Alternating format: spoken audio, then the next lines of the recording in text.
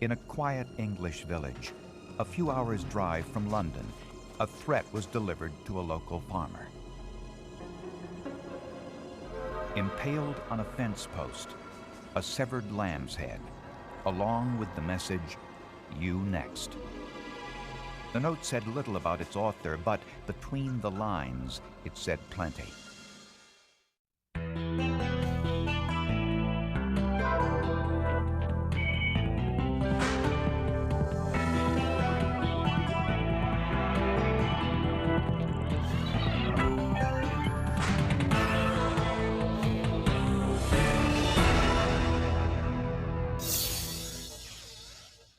Nestled among the lush rolling hills of England's West Country is the tiny village of Horton, a cluster of houses lining one main street. A farming community where life is simple, quiet, and peaceful. But in the spring of 1984, the peace and quiet was shattered following a series of bizarre events that took place here at Widden Hill Farm.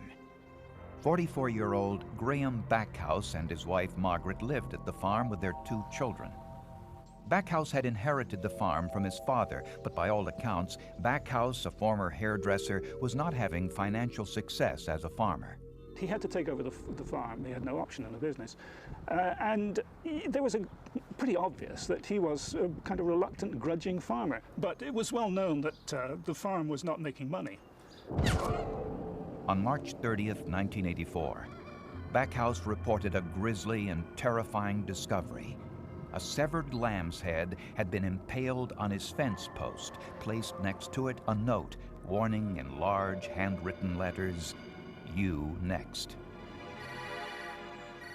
Backhouse told police that this wasn't the first time threats had been made against him. He told me that he was receiving telephone calls of a threatening nature, even threats to kill, as I recall. Backhouse also told police about a threatening letter he had received in the mail, which said words to the effect, "You have ruined my sister's life. I'm going to get you, you bastard." Less than 2 weeks later, the threats turned violent. Margaret Backhouse was heading into town to do some shopping. She decided to take her husband's car because her car was having some mechanical difficulties.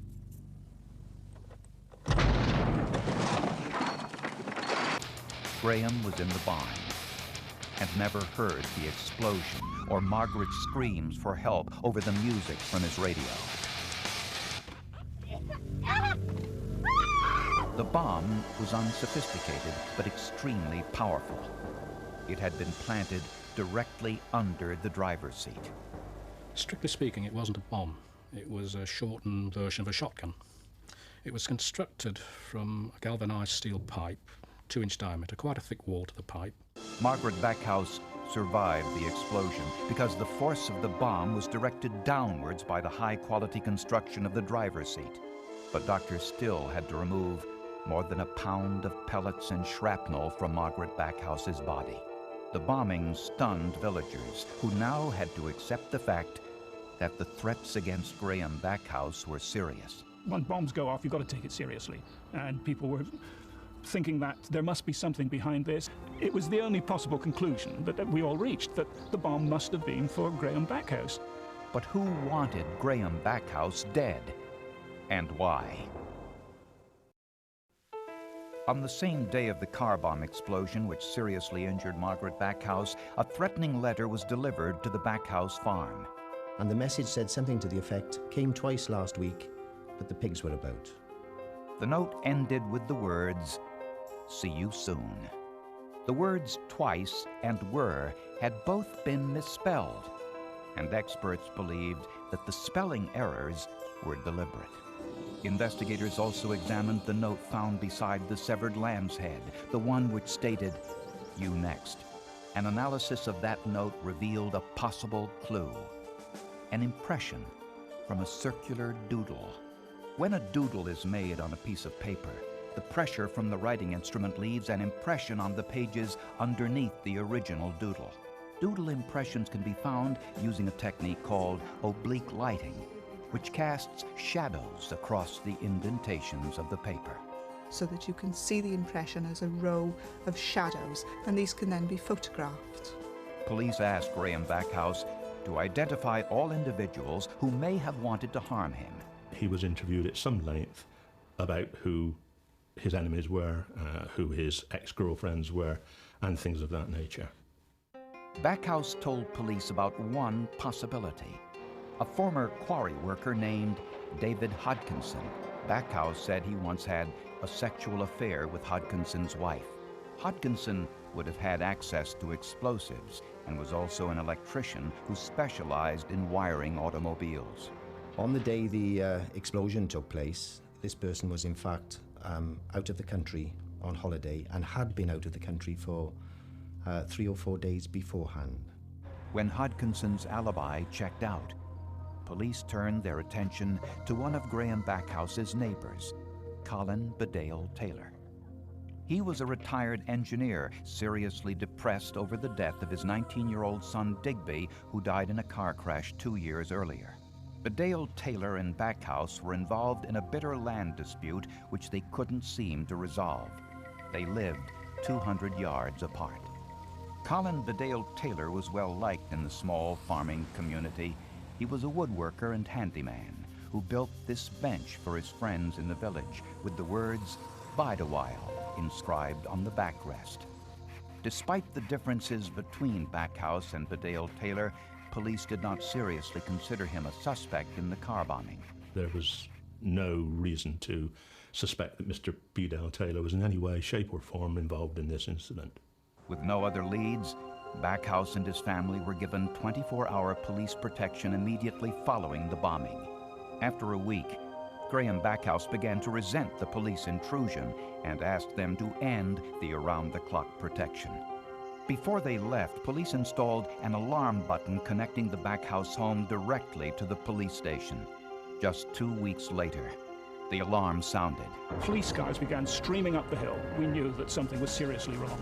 When the police arrived at the farm, they saw a horrific scene of blood and death. Blood was found on the kitchen floor. The chairs had been overturned.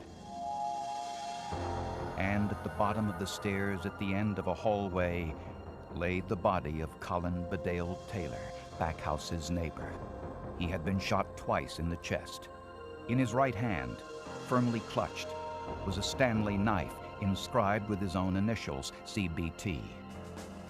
Backhouse was bleeding profusely with gaping slash wounds on his face and chest. Well, I'd pop in to see how your wife is faring. She's doing very well. He told police that Bedale Taylor stopped by to ask how his wife was doing in the hospital following the car bombing. Justice?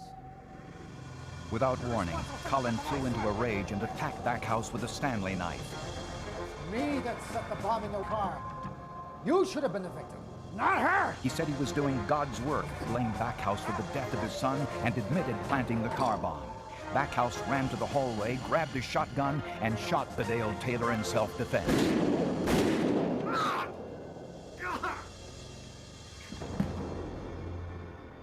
Police roped off the farm and called for forensic detectives to conduct an examination.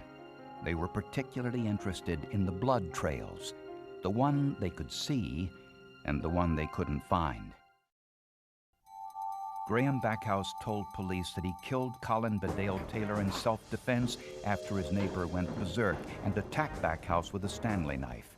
Backhouse said his neighbor admitted planting the car bomb and that it was intended for him, not his wife. When police searched Bedale Taylor's property, they found evidence linking him to the bombing. We found a long section of pipe on grounds quite close to Colin Bedale Taylor's home, and this matched the remnants of the bomb that were reconstructed. The obvious implication was that the pipe bomb had been made by him and come from his land. But forensic detectives were confused by what they found at the scene of the attack. First, the blood spatter on the kitchen floor told a story, but it was a story inconsistent with Backhouse's version of events. The staining was predominantly in the form of small, circular drips of blood. The circular drops of blood found on the kitchen floor were not consistent with a struggle. but indicated that the blood dripped from an individual standing still.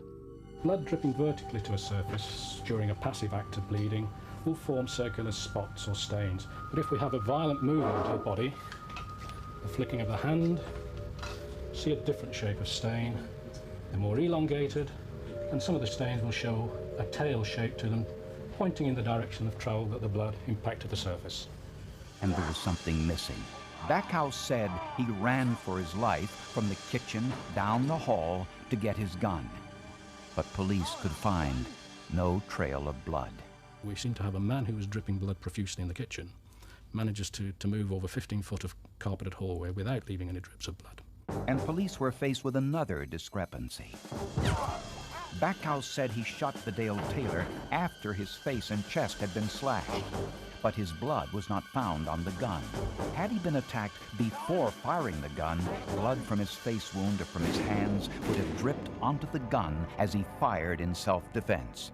So both features missing from the gun suggested that he wasn't bleeding and hadn't blood staining on him at the time that he picked up that gun. The victim was found clutching the Stanley knife firmly in his right hand. The forensic pathologist found this highly unusual. When somebody's shot, or when somebody dies, they go limp. So then I would expect to see the response, or the body's response to being shot twice in the chest, and death taking place simply to relax, and the knife would fall from the hand. It wouldn't be clutched tightly in the hand. And Bedale Taylor's right palm was bloody. When an individual holds a knife during an attack, the knife usually prevents blood from staining the entire palm. There's an area of the palm which is either very lightly stained with blood or not stained with blood. The knife protects that part of the palm. Backhouse's chest wound was also inconsistent with the struggle. Because normally, if you're cut, you withdraw. Your body jerks away. So how on earth are you going to get a wound which then travels almost half the circumference of the chest? In a one-to-one confrontation, I would never expect to see that pattern of injury. And Backhouse had no defensive injuries commonly found when a person fends off a knife attack. They actually grab hold of the weapon itself, and they get cuts across their fingers and the palm. And sometimes you find that they've tried to block the weapon, put their hand up, and they get cuts in the back of the forearm or the side of the forearm or on the back of the hand. None of these were present here. And there was something else, something small but significant. When police searched Backhouse's study, they found a notepad. On one of the pages was a circular doodle. The ink doodle found on Backhouse's notepad was identical to the impression found on the U Next note. It was a whole series of circles, quite a complicated thing. The impressions were quite deep so that you had a good photograph and you were able to get a good alignment, and you could see clearly that it came from this doodle. It was exactly the same. There was no doubt whatsoever about it. This is the doodle that we're talking about here. You can see just various scribble. When we turn the page, I think you can still see the impression. This note is now very old and has been well handled, so it's not terribly clear now, but it is still there. Just see it there. Still see the impression just there. Proof that the U Next note was written on Graham Backhouse's own notepad. We now had a document in the form of the U Next note that we could positively link with Widdenhill Farm. Police believed they could now piece together the bizarre events which led to the cold-blooded murder of Colin Bedale Taylor. After 2 straight years of crop failures, Graham Backhouse was £50,000 in debt to a local bank and was in desperate need of funds. Backhouse devised an elaborate scheme to get out of debt once and for all. His plan was to kill his wife and collect on her life insurance policies, which he had recently doubled to £100,000. But he wanted the murder to appear as if Margaret had been killed by someone out to kill him. So Backhouse fabricated the story about the threatening phone calls and letters. Backhouse himself wrote the U Next note and impaled the severed lamb's head on his fence post, establishing the ruse that someone was out to get him. With the stage now set, Backhouse turned his attention to the murder of his wife. He planted a pipe bomb under the driver's seat of his own car. He knew his wife would drive his car into town the next morning because her car was having mechanical problems.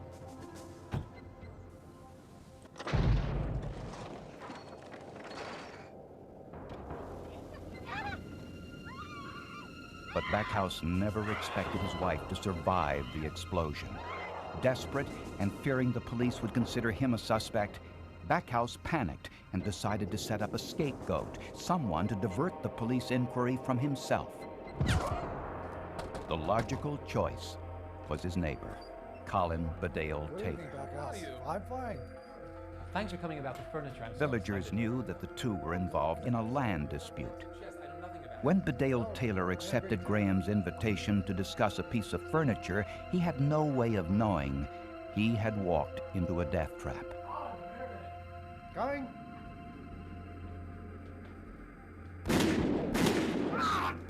Colin was shot twice in the chest in cold blood. To make the shooting appear to be in self-defense, Backhouse slashed himself in the face and chest with a knife he had inscribed with his neighbor's initials. Bleeding profusely from the self-inflicted wounds, Backhouse overturned kitchen chairs to make it appear there had been a struggle, never realizing the shape of the blood spatter would indicate no struggle at all. Backhouse's own blood was found on the victim's shirt because he stood directly over the body when he placed the knife in the dead man's hand. With the crime scene now complete, Graham Backhouse called the police. Sometime earlier, Backhouse planted a piece of pipe on Bedale Taylor's property identical to the type used in making the car bomb. When the forensic evidence contradicted Backhouse's version of events, he was arrested for both the attempted murder of his wife and the murder of Colin Bedale Taylor. In addition to the blood spatter evidence, the doodle impression found on Backhouse's notepad, and the medical examiner's opinion that the cuts on Graham Backhouse were self-inflicted, another crucial piece of evidence helped seal the case. It came from the letter delivered to the Backhouse farm on the day of the bombing. Forensic detectives wanted to analyze the glued envelope for saliva, hoping to determine the blood type of the individual who sent the letter, but they discovered much more.